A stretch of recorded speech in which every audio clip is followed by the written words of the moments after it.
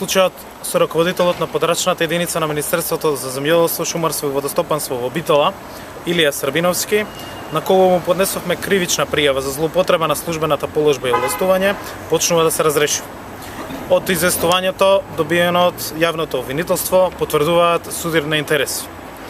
Од самото известување произлегува дека кривичната пријава која имаме поднесено до ова обвинителство констатирале дека ке пријавениот има судирни интереси, а воедно дека намерно предизвикал штета на земјиштето кое што било доделено на неговата сопруга.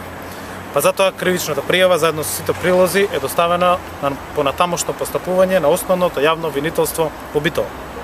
Министерот Цветков најмалку што можеше досега да направи е да го разреши Илија Србиновски и самиот да си поднесе оставка. Вакво нешто е недозволиво да се толерира во институциите на владата. Илија Србиновски има кривична пријава за договор со кој што е прекршен законот за земјоделско земјиште во 2010 година, а цели 5 години контролата во Министерството не функционирала, односно повисоките органи со години штителе на законско работење и злоупотреби во самото министерство. Но наместо оставка, Цветков продолжува да се крие зад Министерството за земјоделство и да испраќа соопштенија во кои ме прашува мене.